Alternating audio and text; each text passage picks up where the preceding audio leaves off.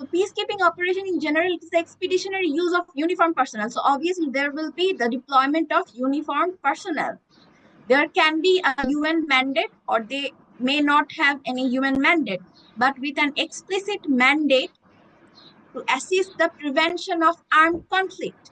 So they are going to assist the conflicting party to prevent armed conflict by supporting a peace process. That means after ceasefire, when peace process is going on, basically this particular mission will assist to support this peace process. And how they are going to assist? They are going to observe and they are going to assist the implementation of ceasefire. So they are not only going to observe, but also they are going to help so that the parties can implement the ceasefire or peace agreements properly. This is part of peacekeeping operations. Now, there are three basic principles of having a peacekeeping operation. Take note of these three principles because they are very crucial. For example, consent. That means before you are deploying a particular peacekeeping operation, you must achieve consent from both of the conflicting parties. So in traditional sense, previously in the initial period of the Cold War, often we have seen that there were series of conflicts happening between two state parties. So have you heard about the Suez Canal crisis? Suez Canal. When did Ma'am, Suez Canal? Yes. when Israel took over the area, is that the one you're talking about? Yes. So Abdul Nasser, Gamal Abdul Nasser nationalized Suez Canal, and you know about the incident, right? The Egyptian president Gamal Abdul Nasser. Abdul নাসেরের কথা আপনারা শুনেছেন? Shahryar. So in 1956, okay. So Shahryar, can you share the incident? Ma'am 56-এ হচ্ছে ইয়ে Abdul Nasser Suez canal nationalise করে and ওইটাতে sort of মানে outright access block করে দেয় না, but the countries are afraid যে হচ্ছে অ্যাক্সেস ব্লক করে দিবে। তখন ইসরায়েল, ইউকে, ফ্রান্স ওরা একটা মানে সর্ট অফ একটা মিলিটারি রেসপন্স ইস্যু করে, প্রায় হচ্ছে ইসরায়েলের অনেকটুকু দখল করে ফেলে। এক্স্যাক্টলি। সো এই কনফ্লিক্টের সময় তখন আপনার chapter 6 chapter UN UN charter chapter 6 এর আন্ডারে দ্য মিশন ডিপ্লয় করা হয়, সেটাকে ইউনেফ 1 বলা হয়, ইউনাইটেড নেশনস এমার্জেন্সি ফোর্স। তো এটা তখন প্রথমবারের মতো ডিপ্লয় করা হয় এবং এটা ডিপ্লয় করার সময় কিন্তু এই যে কনসেন্টের ব্যাপারটা এসেছিল, যে যে কনফ্লিক্টিং পার্টিজ আছে, the consent of the conflicting parties was there. It had to be ensured. So ওইটা একটা চ্যাপ্টার 6 ডিপ্লয়মেন্ট ছিল। তার মানে এখানে কিন্তু কোনো সরাসরি পিস এনফোর্সমেন্ট করা হয় নাই, rather they were involved in observing the ceasefire, তো to restrain the parties in conflict. তো সেখানে আপনি বলতে পারেন that was the very initial period, a very initial example of peacekeeping mission, যেটা আপনার more or less আপনার peaceful means of peacekeeping were used based on chapter 6. So এই chapter 6 mission গুলোতে বেসিক্যালি কনসেন্টের ব্যাপারটা চলে আসে, কারণ এখানে আপনি যে আপনি বললেন 56 এর সুয়েজ ক্যানাল যে ক্রাইসিসটা হলো, এখানে কিন্তু স্টেট পার্টিরা ইনভলভ ছিল, রাইট? তার মানে ইজিপ্ট একটা পার্টি, ইসরায়েল একটা পার্টি, ইউকে একটা পার্টি, ফ্রান্স একটা পার্টি, দে আর ডিফারেন্ট স্টেট অ্যাক্টরস, রাইট? তো যখন স্টেট অ্যাক্টরদের ভিতরে এই কনফ্লিক্ট গুলো ঘন ঘন হচ্ছিল আপনার কোল্ড ওয়ারের শুরুর দিকে, তখন কনসেন্টের ব্যাপারটা খুবই ইম্পর্টেন্ট ছিল। তার মানে এই ইউনেফ 1 মিশনটা কিন্তু ডিপ্লয় করা হয়েছিল by attaining consent from Egypt, right? And all other conflicting parties. যাদের টেরিটরি সেখানে আছে। এই কারণে কোনো একটা মিশন ডিপ্লয় করার আগে consent of the both of the conflicting parties is important.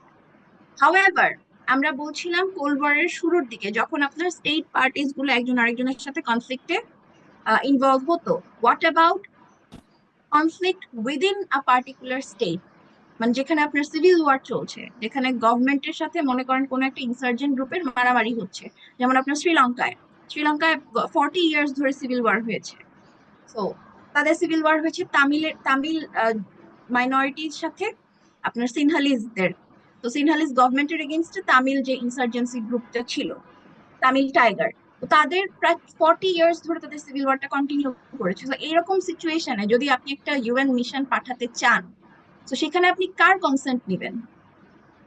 সেখানে কনসেন্টের ব্যাপারটা একটু প্রবলেমেটিক হয়ে যায়, কারণ previously there were state actors, so you are taking consent. It is easier to take consent from the state actors because they are legitimate UN recognized entities. However, when it comes to understanding the non-state actor, the insurgent groups who are fighting within a particular territory, you are trying to deploy a peacekeeping mission in such scenario. You may take consent from the government, but you are not taking consent from that insurgent group, are you? So it is becoming complex in such situation. So কনসেন্টের ব্যাপারটা traditional ওয়েতে অনেক easy ছিল, কারণ যখন state অ্যাক্টররা involve ছিল কনফ্লিক্টে। But in contemporary scenario, when non-state actors are involved in conflict, it is becoming more and more difficult to achieve consent from all the conflicting parties, কারণ আপনি non-state actor থেকে হয়তো consent নিচ্ছেন না। So it is also creating another legitimacy crisis. Now, number two, impartiality. So what do we understand by impartiality? That means UN is going to play an impartial role. UN unbiased থাকবে. UN will not intervene or will not work in favor of any party. Rather, it will observe an impartial role. This is what the principle of impartiality entails. Then, non-use of force. That means UN mission কিন্তু আপনার observe করতে এসেছে কিংবা পিসটাকে আপনার ensure করতে এসেছে, সেখানে কিন্তু সে কোনো পার্টির হয়ে ফোর্স ইউজ করবে না। So this is also a very basic principle that the UN mission does not have the legitimacy to use force. So force can be used only for self-defense purpose. That means when you are personally being attacked, in that scenario, you can use force to save yourself. Only for self-defense purpose, use of force is allowed. Rather, other than that, UN mission cannot use force. So these three basic principles are very important, and all of these principles have their own challenges, especially in the context of contemporary era. So the consent, impartiality, non-use of force.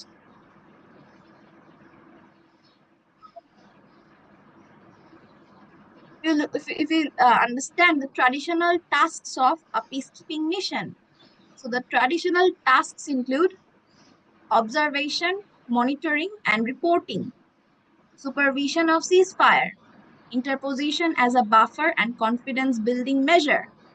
So এই জিনিসগুলোই আমরা এতক্ষণ ধরে আলোচনা করেছি, that UN peacekeeping mission traditionally they are tasked to observe, monitor and report to their authority, that means the UN authority, and then supervision of ceasefire, that they are going to supervise the ceasefire, especially in 1940s, possibly in 1947, when the first India-Pakistan war broke out in the matter of Kashmir. সেখানে কিন্তু একটা military observation mission গিয়েছিল এবং সেই mission এখনো আছে, সেই UN মিশনটা এখনো আছে, আপনারা হয়তো জেনে থাকবেন। So that mission, that particular military UN mission was deployed to observe the ceasefire between India Pakistan.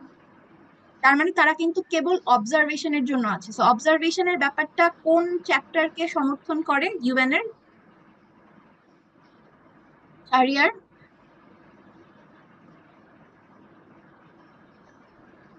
তারা, যারা আছেন? অবজারভেশনের ব্যাপারটা মানে you are observing the ceasefire. You are not acting, rather you are simply observing that peace is ensured. এই chapter 6 হবে তা। chapter 6, exactly. So this is part of chapter 6, that you are utilizing peaceful means. You are simply utilizing diplomatic channel. This is chapter 6. So এই যে India পাকিস্তানের যে observer mission আছে, UN observer mission, এটা কিন্তু আপনার chapter 6।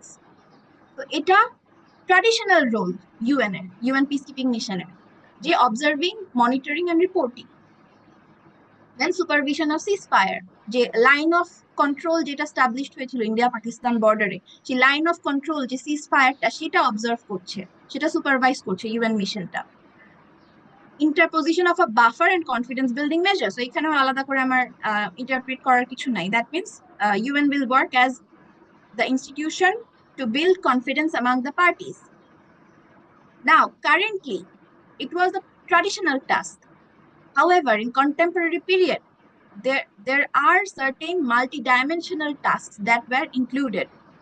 For example, create secure and stable environment while strengthening the state's ability to provide security. That means previously তারা কেবল observe করছিল, এখন তারা proactively they are trying to create a secure and stable environment while strengthening the state's ability to provide security. তার মানে they are also investing to build up the law enforcement agency of that particular state as well, right? Facilitate the political process by promoting dialogue and reconciliation. Sometimes UN even supervised elections.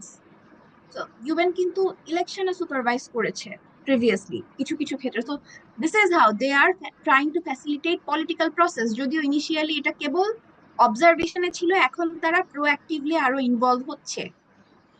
তো তারা involve হচ্ছে to build, to strengthen the state mechanism, তারা involve হচ্ছে to facilitate the political process, and also they are involved in providing a framework for ensuring that all actors work in a coordinated manner.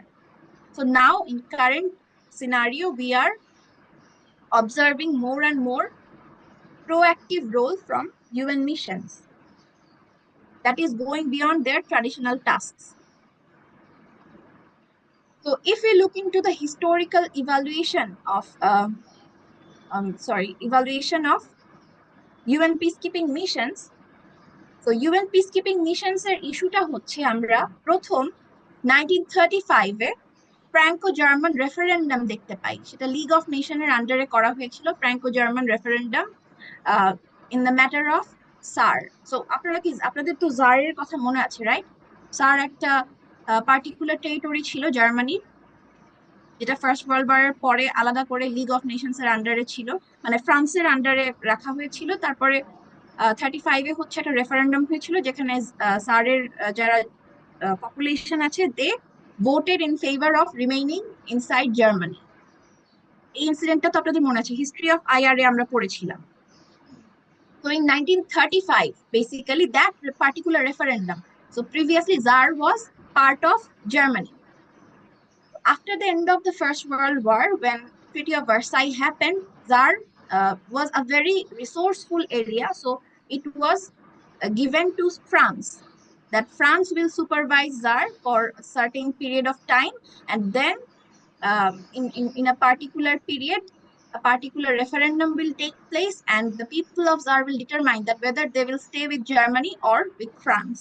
So exactly এটাই হয়েছিল 1935-এ, যে Tsar যখন কয়েক বছর ফ্রান্সের আন্ডারে ছিল, 35-এ আলটিমেটলি জারে একটা রেফারেন্ডাম হলো, সেই রেফারেন্ডামটাও কিন্তু লিগ অফ নেশনস এর আন্ডারে হয়েছিল। So this is also another UN mission, you may say UN mission না হলে লিগ অফ নেশনস এর মিশন, যেটা হচ্ছে আপনার পিস ওরিয়েন্টেড ইস্যুর জন্য ব্যবহৃত হয়েছে। So this is a very initial example of how a particular peacekeeping mission have taken place. So in 1990s onward, there was clear division between UN civilian missions and uniformed missions. So UN civilian mission was part of Department of Political Affairs, or DPA, and UN uniformed missions, they were part of Department of Peacekeeping Operation.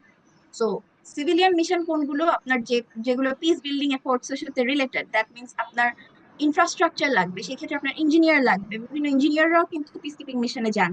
Doctor লাগবে, ডক্টররা peace keeping মিশনে যান। আমরা দেখি আমাদের arm forces এ যারা medical করে আছেন তারা কিন্তু যাচ্ছেন মিশনে। তারপরে আপনার বিভিন্ন সিভিলিয়ান অ্যাসিস্ট্যান্টস কিন্তু লাগে। তো তারা যখন যাচ্ছেন, this are part of civilian mission and that is overviewed by DPA, department of political affairs. আর ইউনিফর্ম মিশনস কোনগুলো? যেগুলো আমরা দেখতে পাচ্ছি আমাদের আর্ম ফোর্সও ইনফ্যাক্ট বিভিন্ন মিশনে যাচ্ছে এবং বিভিন্ন দেশ থেকে আর্ম ফোর্স যাচ্ছে, যেখানে পিস এনফোর্সমেন্ট মেকানিজমের সাথে তারা রিলেটেড। তারা সেখানে সিজ ফায়ার অবজার্ভও করছে, plus if there is an outbreak of a particular crisis, they are using force or they are trying to implement the mandate. So these particular issues are overviewed by Department of Peacekeeping Operation or DPKO. Peacekeeping কে আমি short ফর্মে পিকে লিখেছি, so don't get confused. Peacekeeping missions have evolved from ad hoc arrangements to specific missions to more institutionalized format. So previously যে 1935 এ আমরা যে রেফারেন্ডামটা দেখতে পেলাম, এটা কিন্তু খুবই ad hoc arrangement ছিল। ad hoc মানে তো আপনারা বুঝেন, তো মানে এটা কোনো সাজানো গোছানো বেতে না, রাদার দেন একটু ডিসঅর্গানাইজ বেতে কোনো রকমের এক ধরনের অ্যারেঞ্জমেন্ট ছিল, যে যখন situation is arising they are implementing a particular mission. So this was a very much ad hoc arrangement, there was no particular mandate or there was no particular authority to navigate this issue.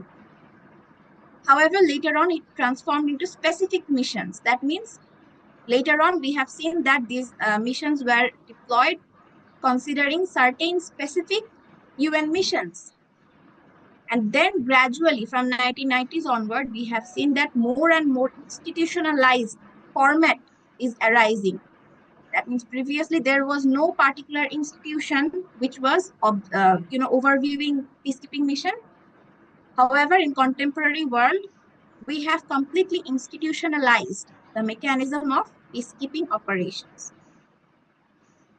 আপনারা চাইলে UN এর একটা website আছে, UN peacekeeping operation, peacekeeping mission, PK, just search দিলে আপনি পাবেন UN peacekeeping operation একটা website, এবং সেখানে আপনি অনেক ইনফরমেশন পাবেন। সেখানে আপনি বাংলাদেশের স্ট্যাটিস্টিক্স পাবেন, তারপর টপ ট্রুপ কন্ট্রিবিউটিং কান্ট্রিজ তার লিস্ট পাবেন। সো সব ধরনের ইনফরমেশন কিন্তু সেখানে আছে। ইনফ্যাক্ট যতগুলো মিশন এখন পর্যন্ত হয়েছে সেটার কি স্ট্যাটাস আছে সবকিছু আপনি ওখান থেকে ইনফরমেশন নিতে পারবেন। তো আমি সাজেস্ট করবো আপনাদের যদি সময় থাকে ইউএন পিসকিপিং মিশনের সেই পার্টিকুলার ওয়েবসাইটে আপনারা একটু যাবেন, জাস্ট সার্চ দিলেই আপনি পেয়ে যাবেন।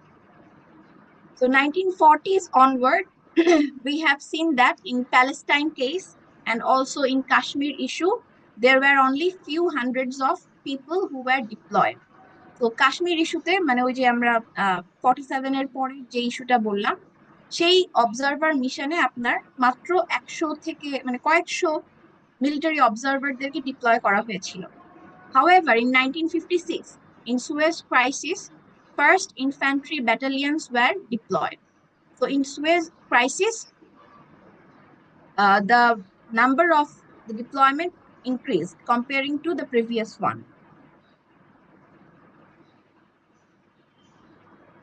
Then initially, we have already addressed that initially UN peacekeeping operation was guided by three core principles. So what are the three core principles? Consent, impartiality, non-use of force. সব সময় মনে রাখবেন, consent, impartiality, non-use of force. So previously, at initial stage, UN peacekeeping operations were guided by these three core principles. And it was deployed only after receiving consents from the host countries. তার মানে যে আমার state পার্টিগুলোর সাথে আমার conflict হচ্ছে, আমি সবগুলো দেশের কনসেন্ট নিয়ে তারপরে আমি ডিপ্লয় করছি। In 1980s onward, UN peacekeeping operations were involved in civil war and complex internal crisis. So এই যে সিভিল ওয়ারের কথা চলে আসে, so still it needed consent from the host country but not other conflicting parties. সোমালিয়ার ক্ষেত্রে specially এই ধরনের dilemma হয়েছিল যে সোমালিয়াতে আপনার দেখা গিয়েছিল গভর্নমেন্টের এগেইনস্টে আরেকজন মিলিটারি জেনারেল রিভোল্ট করেছিল এবং তার লয়াল যারা ছিল তারা নিয়ে একটা ইনসার্জেন্ট গ্রুপ করেছিল, যারা ইনসার্জেন্সি করছিল, এক ধরনের পলিটিক্যাল স্ট্রাগল চলছিল। এবং তখন যে ইউনোসম যে মিশনটা, ইউএন এর সোমালিয়ান যে মিশন, সেটা যখন ডিপ্লয় করা হয়েছিল তখন কেবল গভর্নমেন্টের কনসেন্টটাই নেওয়া হয়েছিল। আদার যে পার্টি ছিল, যে military general was fighting against the established government, তার কনসেন্ট কিন্তু নেওয়া হয়নি। However he was very powerful. তো ওখানে কিন্তু ইউএন এর ইম্পার্শিয়াল মানে কোয়েশ্চেনের মধ্যে পড়ে গিয়েছিল। So in civil war situation, যখন conflict is limited within a territory of a particular nation, it becomes very complex, very problematic to ensure consent from all conflicting parties. ওখানে এই ধরনের প্রবলেম শুরু হয়েছিল 1980s থেকে স্পেশালি। তো from 1990s onward, neutral position of UN was questioned naturally, কারণ যখন you are only taking consent from one particular party rather than you are not taking consent from all the parties, that is obviously questioning the neutral position of UN. And UN was expected an impartial actor rather than neutral. So previously এই যে neutral কথাটা বলা হতো, neutral আর ইম্পার্শিয়ালিটি আগে কিন্তু ইন্টারচেঞ্জেবলি use করা হতো। However, from 1990s এই ধরনের ন্যারেটিভ একটা চলে আসে যে UN cannot be neutral, rather UN has to focus on being impartial. So what is impartial? Especially the impartial referee makes sure that all parties respected the peace processes and the broader norms and standards embedded in UN Charter. তার মানে হচ্ছে impartial referee কি করবে? He will not be neutral, rather he will be proactive, তাই না? Neutral মানে কি? আপনি একেবারেই কোনো কথা বলবেন না, আপনার সামনে জেনোসাইড হয়ে গেলেও আপনি কোনো অ্যাকশনে যাবেন না। তো পার্টি, দুইটা কনফ্লিক্টিং পার্টি, তারা তাদের মতো করে জেনোসাইড করছে, মানুষ হত্যা করছে, হিউম্যান রাইটস ভায়োলেশন হচ্ছে, আপনি কোনো পার্টিকুলার আপনার কোনো সে নাই। So this is what neutral position entails. তো নিউট্রাল পজিশন কিন্তু এই দিক থেকে প্রবলেমেটিক, কারণ UN cannot simply observe such violation of human rights. সেই ক্ষেত্রে ইম্পার্শিয়ালিটি কি বলছে? Impartiality means you are impartial, you are unbiased. However, you are proactive. You are not going to remain silent when there is violation of human rights. That means the impartial referee makes sure that all parties respected the peace processes and broader norms. তার মানে neutrality আর ইম্পার্শিয়ালিটির ভিতর যে একটা বড় পার্থক্য আছে সেটা আশা করি আপনারা বুঝতে পারছেন, রাইট? কি ক্লিয়ার? এটা বোঝা খুবই ইম্পর্টেন্ট, নিউট্রালিটি আর ইম্পার্শিয়ালিটির ভেতরে যে পার্থক্যটা। মিস আর একবার একটু শর্টে বলবেন। নিউট্রালিটি মানে কি? নিউট্রালিটি মানে হচ্ছে you are not taking any action. তো স্পেশালি ইন রুয়ান্ডান কেস, আপনি যদি রুয়ান্ডান কেসের দেখেন, ইউএন মিশন কি করেছিল? হুতু তুতসির যে বড় জেনোসাইডটা হয়েছিল, ইউএন কিন্তু তখন কোনো অ্যাকশন নিতে পারে নাই। কেন নিতে পারে নাই? কারণ ইউএন এর একটা নিউট্রাল ইমেজ ছিল, যে ইউএন কনফ্লিক্টিং পার্টির ভেতরে কেবল একটা মিডিয়েটিং ফোর্স হিসেবে থাকবে এবং নিউট্রালিটি অবজার্ভ করবে। জেনোসাইড হলেও এখানে ইউএন এর কিছু করার নাই। এটা হচ্ছে ইনিশিয়াল নিউট্রাল পজিশন ছিল। কিন্তু ইম্পার্শিয়াল পজিশন কি বলছে? ইম্পার্শিয়াল পজিশন মানে UN can be more proactive. তার মানে যখন জেনোসাইডের মতন ইস্যুস আসবে তখন UN have to act, right, to stop the genocide. তো নিউট্রাল পজিশনে হচ্ছে আপনি কোনো অ্যাকশনেই যাচ্ছেন না, চুপচাপ দাঁড়িয়ে আছেন, অবজার্ভ করছেন। আর ইম্পার্শিয়াল মানে হচ্ছে আপনি আনবায়াসড, কিন্তু একই সাথে যখন আপনি দেখছেন জেনোসাইড হচ্ছে, হিউম্যান রাইটস ভায়োলেশন হচ্ছে, আপনি তখন প্রপারলি অ্যাক্ট করছেন। বোঝা গিয়েছে পার্থক্যটা? জি মিস। আচ্ছা। So peacekeepers could use force for the self-defense of mission man. Now, previously, traditionally আমরা কি বলেছি? যে তিনটা basic principle, consent, impartiality and non use of force. তো নন ইউজ অফ ফোর্স এর মধ্যে আবার আছে কি, সেলফ ডিফেন্সের জন্য ইউজ করতে পারবে। ট্র্যাডিশনালি সেলফ ডিফেন্স বলতে এটা বুঝাইতো যে uh, this particular self-defense is limited to personal self-defense. That means the self-defense of the armed personnel who are involved. Armed personnel or the people who are involved in the mission, the self-defense of those people is part of this uh, particular issue. এটা traditionally বোঝানো হতো যে traditionally কেবলমাত্র আপনি personally attack হলে, আপনি UN মিশনের একজন পার্সোনাল, আপনি যদি অ্যাটাক হন পার্সোনালি, সেই ক্ষেত্রে আপনি ফোর্স ইউজ করতে পারবেন, কিন্তু অন্য কোনো ক্ষেত্রে পারবেন না। তার মানে ওই যে নিউট্রাল পজিশন রাখা।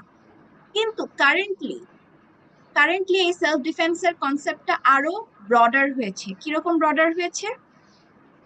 পিসকিপার্স could use force for the self defence of mission mandate. তার মানে আপনার মিশনের ম্যান্ডেট গুলো কি? এক একটা মিশনের ম্যান্ডেট কিন্তু এক এক রকম হয়। যেমন আপনার ইন্ডিয়া পাকিস্তানের যে ইউএন অবজারভার মিশন, সেটার ম্যান্ডেট কি? সেটার ম্যান্ডেট হচ্ছে কেবল অবজার্ভ করা, শুধু অবজার্ভ করা সিজ ফায়ারটা লাইন অফ কন্ট্রোলের ওখানে, রাইট? কিন্তু আপনি যদি মালির ক্ষেত্রে দেখেন, মালিতে তো একটা ইউএন মিশন হয়েছিল। মালির ইউএন মিশনের ম্যান্ডেট কিন্তু আরো ব্রডার ছিল। সেখানে হচ্ছে তারা কনফ্লিক্টিং পার্টির মধ্যে নেগোসিয়েশন করবে, তারা হস্টাইলিটিকে দমন করবে, তারা ফোর্স ইউজ করবে to ensure the piece. So এখানে কিন্তু ম্যান্ডেট আরো ব্রডার, এখানে কেবল অবজার্ভ করা না, রাদার দ্যান প্রোঅ্যাক্টিভলি ওয়ার্ক করা। আর কারণ এটা হচ্ছে আমার মিশন ম্যান্ডেটের ভিতরে পড়ে যে আমাকে ইউএন এই ম্যান্ডেট দিয়েছে এই কাজ করার জন্য। So currently peacekeepers can use force for the self-defense of the mission mandate. So previously self-defense was limited to the personal security, and currently it is broadened to the self-defense of the overall mission mandate. তার মানে আমার মিশনের যে mandate গুলো আছে সেগুলোকে fulfil করার জন্য যা যা করা দরকার, যদি আমার ইউজ করতে হয় ফোর্স, আমি ইউজ করব।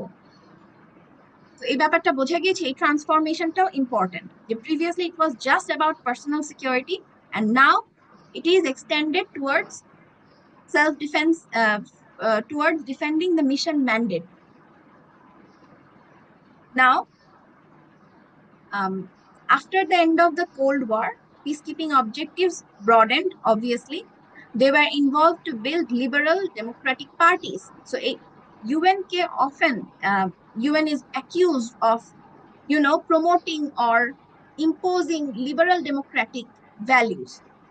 সো অনেক দেশে এমন হয়েছে যে সেখানে হয়তো পার্টিকুলার ডেমোক্রেটিক ভ্যালিউজ এর জন্য তারা কখনো তৈরি না, সেখানেও যদি ইউএন ইম্পোজ করার মতন করে লিবারাল ডেমোক্রেটিক ভ্যালিউজ গুলোকে ইম্পোজ করতে যায়, এক্ষেত্রে সেটা অবভিয়াসলি ব্যাকফায়ার করবে। তো দেখা গিয়েছে ক্যাপিটালিস্ট নেশন বা আপনার ডেমোক্রেটিক যে ভ্যালিউজ সেগুলোকে ইউএন প্রমোট করা শুরু করেছে, যেটা এগেইন ইউএন এর ইম্পার্শিয়াল ভিউটাকে কোয়েশ্চেন করে, যে তারা একটা পার্টিকুলার কি বলে নোশনকেই তারা মোর প্রায়োরিটি দিচ্ছে other than other values. In case of Kosovo, East Timor, UN had the authority to temporarily administer. So Kosovo, East Timor এর ক্ষেত্রে in fact UN temporarily administered those countries. However, UN peacekeeping missions were often accused of trying to impose a possible misguided notion of liberal peace. তো এটা আপনাদেরকে আগেই বলেছি যে UN এর যে ইম্পার্শিয়াল ভিউ আছে সেটা ইগনোরড হচ্ছে যখন সে একটা পার্টিকুলার প্রিন্সিপালকেই প্রমোট করছে, সেটা হচ্ছে লিবারাল পিস। দেখা যাচ্ছে যেই দেশে তারা এটা প্রমোট করছে সেই দেশ কি আদৌ তৈরি লিবারাল পিসের জন্য? আয়শা কাইন্ডলি মিউট করে রাখবেন, আয়শা কাইন্ডলি একটু মিউট করে রাখবেন।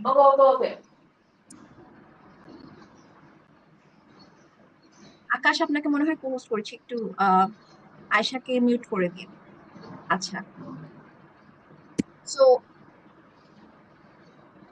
therefore it becomes difficult, it is often questioned that যেই দেশে আপনি লিবারাল পিসকে প্রমোট করছেন সেই দেশে কি ওই লিবারাল পিস মানে এস্টাবলিশ করার মতন এনভায়রনমেন্ট আছে কিনা, এটা একটা issue. So 1980s onward, Security Council played a central role. However, in UNEF 1 and India-Pakistan observer missions, Leading role was played by Secretary General. তখন পর্যন্ত সেক্রেটারি জেনারেল এই দুটো মিশনে পার্টিকুলারলি লিডিং রোল প্লে করেছিল। However, 1980s onward, we have seen the prominence of United Nations Security Council. So, General Assembly's fifth committee, আপনারা already হয়তো জানেন, আপনারা ইনস্টিটিউশন পড়েছেন না, আপনারা পড়ছেন এখন কারেন্টলি। তো আপনারা তো জেনারেল অ্যাসেম্বলির স্ট্রাকচারটা জানেন। জেনারেল অ্যাসেম্বলিতে কয়টা কমিটি আছে?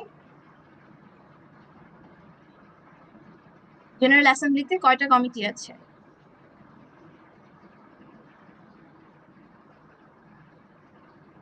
জেনারেল অ্যাসেম্বলিতে ম্যাম আমাদের এগুলো এখনো পড়ানো হয়নি, শুরু করেছে ইউএন, বাট নিডের কারণে আগাইতে আচ্ছা পারেন আচ্ছা, নাই। ঠিক আছে, ম্যাডাম সামনে পড়াবেন। সো জেনারেল অ্যাসেম্বলিতে 6টা কমিটি আছে। সরি। সো জেনারেল অ্যাসেম্বলিতে 6টা কমিটি আছে। So the fifth committee of General Assembly basically deals with financial aspects and administrative issues. So the fifth committee basically deals with these financial aspects, and the UN missions are authorized, or the overall financial backup are given by this General Assembly's fifth committee. In 2007, Department of Field Support was created, tasked with administering and managing personnel on ground, logistical support, budgetary management, and information communication and technology. So 2007 সালে আমরা দেখতে পাচ্ছি Department of Field Support was created, and it was specifically tasked with administering and managing overall the UN peacekeeping mission issues. So it used to overview logistical issue, budgetary management, so all issues that are related to the proper functioning of a UN peacekeeping mission. এই যে আমরা প্রথমে দেখলাম যে ad hoc arrangement 1935-এ, তারপর 1940s-এ, কিন্তু এরপরে আমরা আস্তে আস্তে দেখতে কি পাচ্ছি যে এই যে 2007 সালে, তারপর ইভেনচুয়ালি যতটা আমরা সামনে যাচ্ছি তত বেশি ইনস্টিটিউশনালাইজড হচ্ছে ইউএন পিসকিপিং মিশনটা। তো সেটাই আমরা দেখতে পাচ্ছি এই হিস্টোরিক্যাল ইভলিউশনে। So again in 1973, after the দাতা, আপনারা দাতাতের কথা তো পড়েছেন, মনে আছে হোপফুলি, যে সুপার পাওয়ারদের ভেতরে যে permanent relaxation of tension. So when Datat happened, so in 1973, formal agreements were reached by the superpowers in financial assessments. So after that, basically they have agreed on providing particular financial assistance to conduct this sort of UN missions. So currently, OECD members, আমরা জানি 20, there are 25 members. So they are the part of the developed countries. So those OECD members are the largest financial contributors of UN peacekeeping mission. Overall, UN peacekeeping missions have been proved to be cost effective. So it is said that only 0.5% of global military spending is only dedicated to peacekeeping missions, and it is working quite efficiently. কারণ দেখা গিয়েছে from 1990s onward, UN was given credit to reduce the possibilities of civil war. So as UN was involving in different conflict-like situations, there were certain success stories as well. So those success stories were lauded as part of cost effectiveness.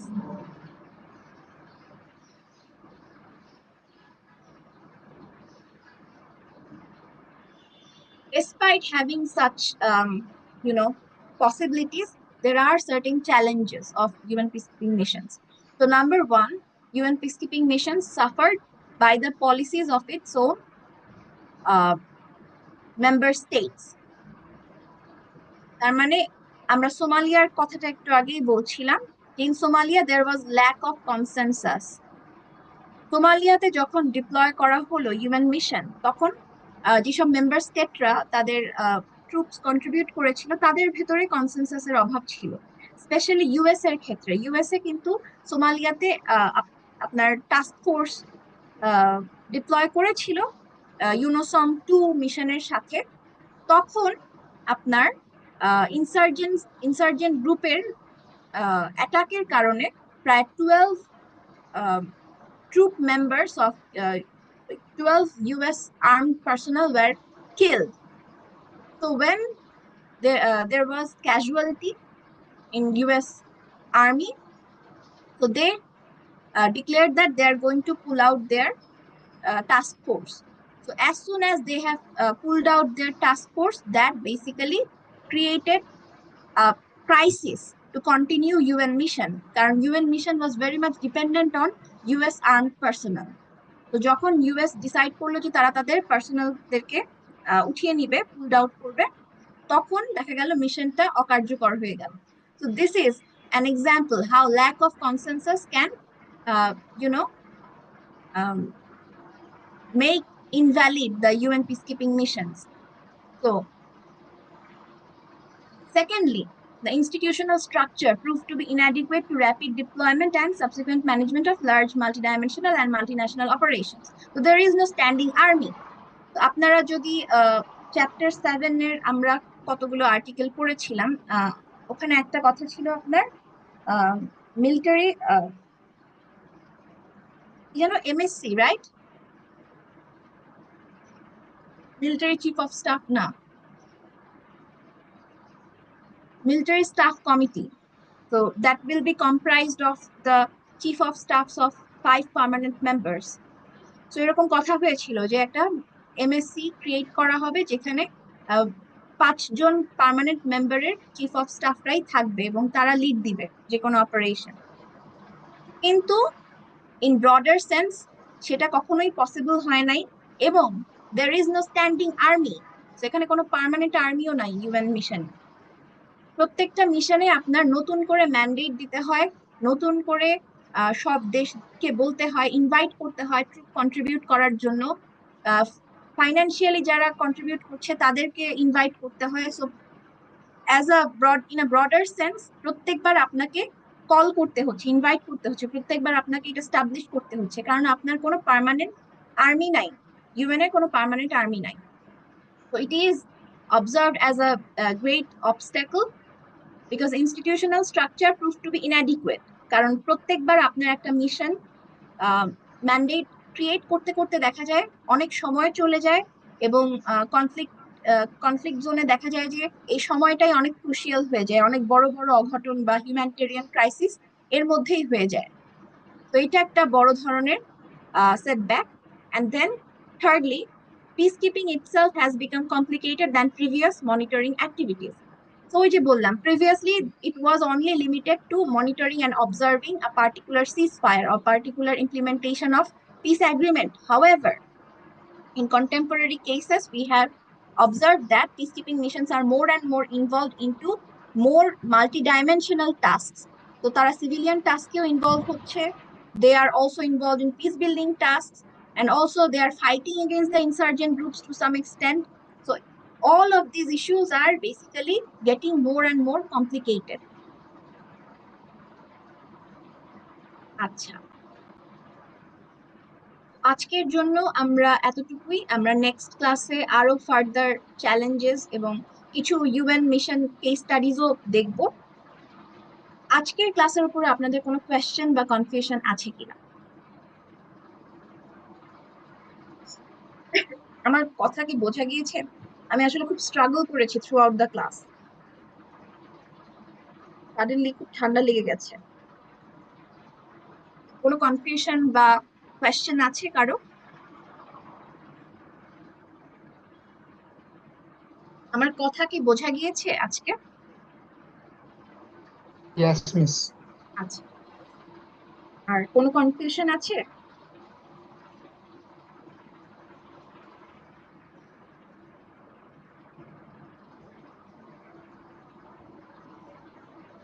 কোনো question নেই?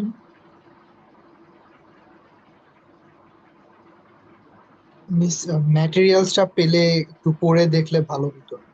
হ্যাঁ, তা তো অবশ্যই দিব, এই materials সাথে সাথেই দিয়ে দিই।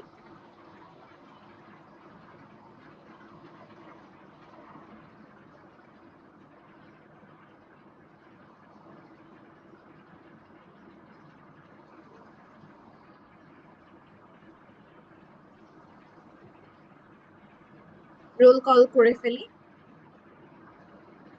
এমনিতে আপনারা নোট ডাউন করতে তো পেরেছেন, তাই না? কিছু